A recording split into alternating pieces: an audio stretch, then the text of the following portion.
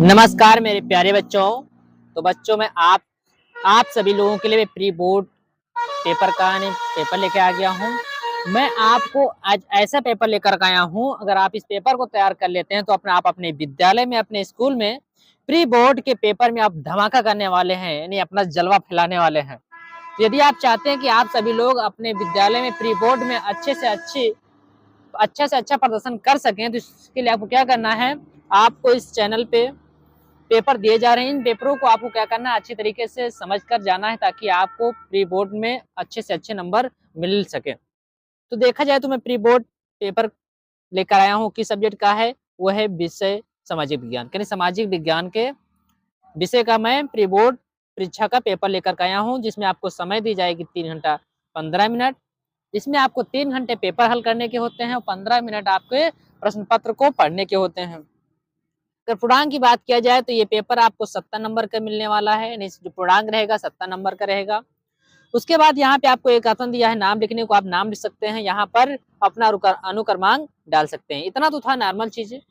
उसके बाद आगे मैं बढ़ता हूँ, तो आगे देखा जाए तो आप सभी लोग जानते हैं कि जो कक्षा 10 होता है, तो कक्षा 10 में 70 नंबर का पेपर होता है। कितने नंबर का? 70 नंबर का पेपर होता है आपका। तो 70 नंबर में जो 50 नंबर होते हैं आपको लिखित लाने होते हैं, लिख करके लाने होते हैं। कितने नंबर? 50 नंबर आपको लिख के लाने होते हैं। तो जो 20 नंबर है वो आपको बहुविकल्पीय होते हैं, मिलते नहीं, OMR सीट पे हल करना होता है।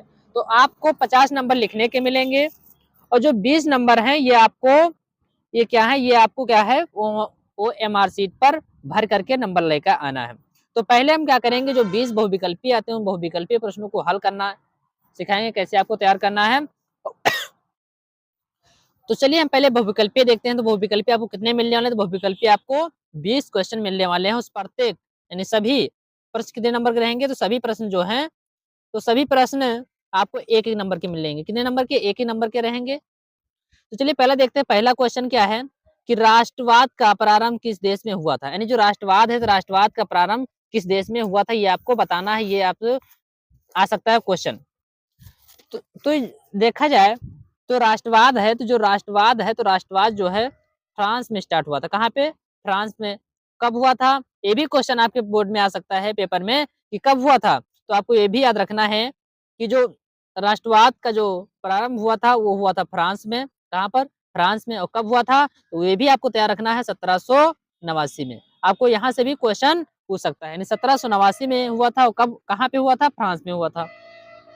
फिर अगला क्वेश्चन देखें कि अगला क्वेश्चन क्या कह रहा है। कि अगला क्वेश्चन कह रहा है कि राष्ट्रवाद का प्रारंभ जिस देश में हुआ था, यानी राष्ट्रवाद का प्रारंभ जिस देश में हुआ था वह कौन सा देश है? आपको बताना है कि राष्ट्रवाद का प्रारंभ किस देश में हुआ था। तो आपको याद रखना है, जो राष्ट्रवाद का प्रारंभ हुआ था वो हुआ था फ्रांस में। कहाँ पे हुआ था? फ्रांस में हुआ था। सही ऑप्शन इसका हो जाएगा फ्रांस।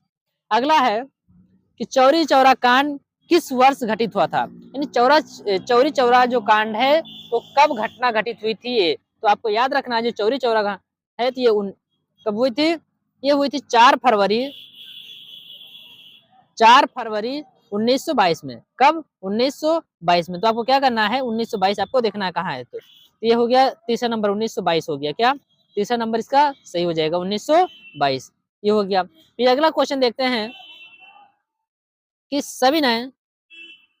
सविनय आंदोलन कब चलाया गया था? सविनय आंदोलन कब चलाया गया था ये आपको बताना है। तो आपको याद रखना है कि जो सविनय आंदोलन है ये 12 मार्च 1930 को चलाया गया था। कब चलाया गया था?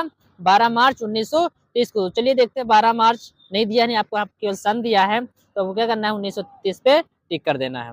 अगला क्वेश्चन दिया है कि भारत किस सर्वाधिक उपजाऊ मृदा, यानी भारत की जो सब सॉरी ये क्वेश्चन छूट रहा है यहाँ पर 5 नंबर का। तो 5 नंबर क्वेश्चन छूट रहा है। तो देखा जाए 5 नंबर का जो क्वेश्चन कह रहा है कि असहयोग आंदोलन का मुख्य कारण क्या था। तो देखा जाए असहयोग आंदोलन का ये क्वेश्चन आपको कुछ गलत दिया हुआ है। क्या दिया है? गलत दिया हुआ है। क्योंकि जो असहयोग आंदोलन का मुख्य कारण क्या था, रोलेट एक्ट भी था, खिलाफत आंदोलन भी था, और प्रथम विश्व युद्ध भी था। तो आपको क्या करना है, इसमें थोड़ा क्वेश्चन गलत दिया है, तो इसका ये रहना चाहिए क्वेश्चन कि असहयोग आंदोलन का मुख्य कारण क्या नहीं था। क्या नहीं था? तो आपको ध्यान रखना क्या नहीं था, उसमें हो जाता सही ऑप्शन आपका, उसमें सही ऑप्शन आपको हो जाता चौरी चौरा कांड की घटना। क्योंकि जो असहयोग आंदोलन था ये 1920 या 1921 में स्टार्ट हुआ था, चल रहा था। जो चौरी चौरा कांड है तो ये हुई थी 1922 में। कब? 1922 में। तो यहाँ पर देखा जाए तो इसका क्वेश्चन कुछ गलत दिया है। अगला क्वेश्चन देखें, अगला क्वेश्चन दिया है 6 नंबर का कि भारत की सर्वाधिक उपजाऊ मृदा, यानी भारत की सर्वाधिक उपजाऊ मृदा कौन सी है? इसमें आपको दिया है ऑप्शन लेटेराइट, जलोढ़ मृदा, पर्वतीय मृदा, लाल मृदा। इसके जो सही ऑप्शन है तो ये सही ऑप्शन हो जाएगा जलोढ़ मृदा। क्या हो जाएगा? जलोढ़ मृदा हो जाएगा। इसमें अगला क्वेश्चन दिया हुआ है कि औद्योगिक क्रांति किस देश में प्रारंभ हुई थी? जो औद्योगिक क्रांति है किस देश में प्रारंभ हुई थी? इसमें आपको 4 ऑप्शन दिए हुए हैं, अमेरिका, इंग्लैंड, रूस, चीन। तो जो ये है इसका सही ऑप्शन होगा इंग्लैंड। यानी कहाँ पे स्टार्ट हुई थी? इंग्लैंड में स्टार्ट हुई थी। इसमें अगला क्वेश्चन दिया है कि हीराकुंड परियोजना किस नदी पर निर्मित है? जो हीराकुंड परियोजना है किस नदी पर ये निर्मित है, ये आपको बताना है। यहाँ पर देखा जाए इसके 4 ऑप्शन दिए हुए हैं। पहला है हिरंद, दूसरा है दामोदर, तीसरा है कृष्णा, चौथा है महानदी। तो आपको ध्यान रखना है जो सही आंसर इसका है वो है महानदी। क्या हो जाए? चौथा आंसर सही है। फिर अगला क्वेश्चन इसमें दिया हुआ है कि भारत के मैदानी क्षेत्रों का क्षेत्रफल, भारत के मैदानी क्षेत्रों का क्षेत्रफल कितना है? यानी जो पूरा मैदानी क्षेत्र है उस पूरे मैदानी क्षेत्र पे जो भारत कितने % पाया जाता है? तो आपको याद रखना है जो भारत है तो पूरे क्षेत्रफल का 43% है। कितना? 43%। यानी भारत का जो क्षेत्रफल है तो पूरे क्षेत्रफल का 43% भाग है। कितना %? 43%। सही ऑप्शन हो जाएगा 43%। फिर अगला क्वेश्चन देखा जाए इसका, तो अगला क्वेश्चन है 10 नंबर का कि किसी लोकतांत्रिक शासन व्यवस्था में समस्या होती है, यह है। यानी जो इसमें कौन सी लोकतांत्रिक शासन व्यवस्था है जिसमें समस्या उत्पन्न होती है? तो आपको ध्यान रखना है जो लोकतंत्र की चुनौती होती है इसमें सबसे बड़ी समस्या होती है कि लोकतंत्र को कौन चुना जाए। अगला है 11 नंबर क्वेश्चन कि श्रीलंका कब स्वतंत्र राष्ट्र बना था? यानी जो श्रीलंका है तो कब आजाद हुआ था आपको ये बताना है। तो श्रीलंका जो है तो श्रीलंका जो 4 फरवरी 1948 को स्वतंत्र बना था। कब? 4 फरवरी 1948 को स्वतंत्र हुआ था। इसका सही ऑप्शन हो जाएगा 3 नंबर वाला, यानी 1948 जो दिया इसका सही ऑप्शन ये हो जाएगा। फिर अगला क्वेश्चन देखेंगे, अगला क्वेश्चन क्या दिया है? तो अगला क्वेश्चन दिया हुआ है कि निम्नलिखित में से किस राज्य में काली मिट्टी पाई जाती है? आपको ये बताना है कि कौन सी राज्य में काली मिट्टी पाई जाती है। तो आपको ध्यान रखना है कि जो काली मिट्टी पाई जाती है वो पाई जाती है गुजरात में। कहाँ पाई जाती है? गुजरात में पाई जाती है। सही ऑप्शन हो जाएगा गुजरात। फिर 13 नंबर में कह रहा है कि चिपको आंदोलन संबंधित है, यानी चिपको आंदोलन किसे संबंधित है? तो आपको ध्यान रखना है जो चिपको आंदोलन था तो वृक्षारोपण को कटने से बचाने का एक आंदोलन था, जिसमें क्या करते थे तो लोग क्या करते थे वृक्षों से चिपक जाते थे ताकि लोग वृक्ष ना काट सके। तो आपको इसे पता चल जाना चाहिए कि जो किससे संबंधित था, ये वन संरक्षण से संबंधित था। इसका सही ऑप्शन हो जाएगा वन संरक्षण। ये हो गया। फिर अगला क्वेश्चन कह रहा है 14 नंबर का कि लोकतंत्र में सबसे महत्वपूर्ण संस्था क्या है? जो लोकतंत्र है उसमें सबसे ज्यादा महत्वपूर्ण संस्था कौन सी है? तो आपको ध्यान रखना राजनीतिक दल। राजनेता जो है, राजनेता जो चाहे वो कर देते हैं, इसे सही ऑप्शन हो जाएगा राजनीतिक दल। तो अगला क्वेश्चन देखा जाए कि अगला क्वेश्चन क्या दिया है? तो अगला क्वेश्चन दिया है कि विदेशी व्यापार किसके मध्य होता है? लोग क्या कहते हैं कि विदेशी व्यापार कर रहे हैं। तो विदेशी व्यापार का मतलब क्या होता है कि 2 देशों के बीच अगर व्यापार किया जाए तो ये होगा कि जो 2 प्रदेश के बीच या 2 गांवों के मध्य या 2 नगरों के। तो आपको ध्यान रखना है विदेश का मतलब क्या है? एक देश वाला जब दूसरे देश वाले के साथ व्यापार करता है तो उसको कहते हैं विदेशी व्यापार। क्या कहते हैं? विदेशी व्यापार। यानी जब 2 या 2 से अधिक देश आपस में मिलकर के व्यापार करते हैं उसको क्या कहते हैं? विदेशी व्यापार कहते हैं। तो इसका सही ऑप्शन हो जाएगा 1 नंबर की 2 देशों के मध्य। फिर अगला क्वेश्चन है कि सुंदरवन राष्ट्रीय पार्क किस राज्य में स्थित है? आपको ये बताना है कि जो सुंदरवन राष्ट्रीय पार्क है किस राज्य में स्थित है। तो इसका जो सही ऑप्शन होगा वो है पश्चिम बंगाल। कहाँ पे स्थित है? पश्चिम बंगाल में स्थित है। तो इसका सही ऑप्शन हो जाएगा पश्चिम बंगाल। फिर 17 नंबर क्वेश्चन कह रहा है कि ग्रामीण क्षेत्रों में आजीविका का मुख्य स्रोत क्या है? नहीं, ग्रामीण जो गाँव में लोग रहते हैं तो गाँव के लोग अपना जीवन यापन करने के लिए क्या कार्य करते हैं? तो आप तो सभी लोग जानते हैं नौकरी तो होती नहीं, ज्यादातर नौकरी तो है नहीं, ज्यादातर व्यापार भी ज्यादातर लोग नहीं कर पा रहे हैं, उद्योग भी नहीं कर पा रहे हैं। क्या है सबसे आसान स्रोत? क्या है? वो कृषि। यानी गाँव में लोग क्या करते हैं? कृषि करके अपना जीवन यापन करते हैं। ये हो गया। 18 नंबर क्वेश्चन है कि लेवीकरण से सर्वाधिक लाभान्वित हुए। ये जो लेवीकरण जो चला था, जो लेवीकरण हुआ था उसमें सबसे अधिक लाभ किसको मिला था? तो आप सभी लोग जानते हैं कि कोई भी योजना चलती है इसमें सबसे ज्यादा लोग जो सबसे ज्यादा फायदा उठाते हैं कौन उठाते हैं? धनी वर्ग के लोग उठाते हैं, क्योंकि धनी लोगों के पास इतना संसाधन उपलब्ध होता है कि वो किसी न किसी तरह से उसको अपना तरफ अपना ही लेते हैं, तो इसमें क्या हो, सही ऑप्शन हो जाएगा धनी वर्ग के उपभोक्ता। 19 नंबर का क्वेश्चन कह रहा है कि एक वस्तु का अधिकांश प्राकृतिक प्रक्रिया में उत्पादन कहा जाता है। नहीं, मान लेते कोई एक वस्तु है, उसका प्राकृतिक प्रक्रिया के द्वारा सबसे अधिक उत्पादन हुआ है, तो उसको क्या कहेंगे, तो उसको कहा जाता है प्राथमिक क्षेत्र। क्या कहते हैं, प्राथमिक क्षेत्र। ये जो प्राकृतिक के द्वारा जो उत्पन्न किए जाते हैं, तो उनको प्राथमिक क्षेत्र के अंतर्गत रखा जाता है। इसका सही ऑप्शन हो जाएगा प्राथमिक क्षेत्र। फिर अगला क्वेश्चन देखते हैं 20 नंबर का। तो 20 नंबर का क्वेश्चन है, 20 नंबर क्वेश्चन क्या कह रहा है, कह रहा है सूचना का अधिकार कानून किस वर्ष लागू हुआ था। यानी जो सूचना का अधिकार का जो कानून है, ये कब लागू हुआ था, तो ये जो लागू हुआ था, ये हुआ था 2005 में। कहाँ पे हुआ था, 2005 में होता है। सही ऑप्शन हो जाएगा 2005 में। तो हमको देखो 20 क्वेश्चन बहुविकल्पीय मिलते हैं, जो OMR शीट पे करना होता है, तो हमने 20 क्वेश्चनों को तो डिस्कस कर लिया, इनको आपको OMR शीट पे करना रहेगा। अब बाकी जो खंड बा है, तो खंड बा में जितने क्वेश्चन होते हैं, उन सभी क्वेश्चनों को उत्तर पुस्तिका में करना होता है। तो देखिए कैसे क्वेश्चन पूछे गए हैं, तो यहाँ पे देखो हर में दो दो क्वेश्चन दिया गया है।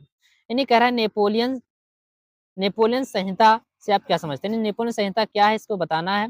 आप इसको कर दीजिएगा। ये 4 नंबर के क्वेश्चन है, कितने नंबर के, 4 नंबर के क्वेश्चन है।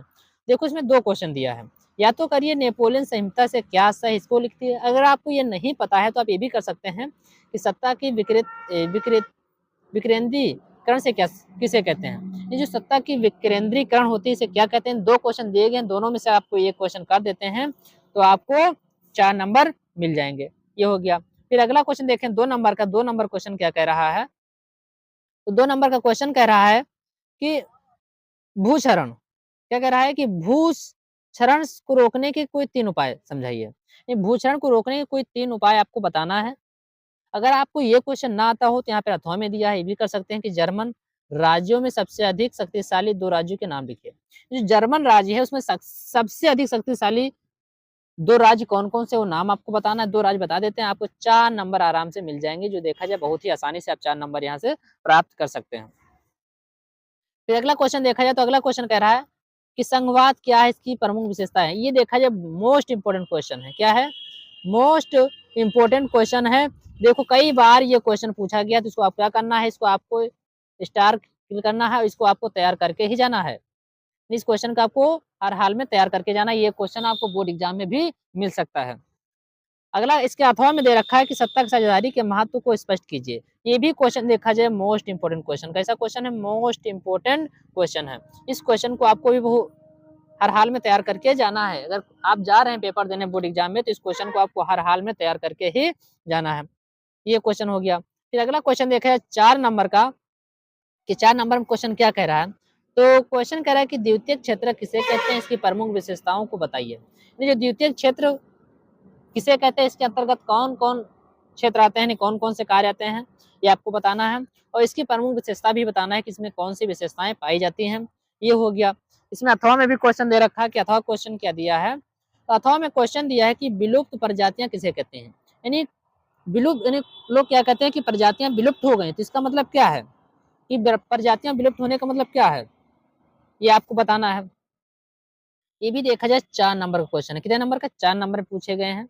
ये तो थे 4 नंबर वाले क्वेश्चन। अब क्वेश्चन आते हैं आपके 6 नंबर वाले। कितने नंबर वाले, 6 नंबर वाले क्वेश्चन आते हैं। वो कैसे रहेंगे, वो आपको वर्णनात्मक क्वेश्चन रहेंगे।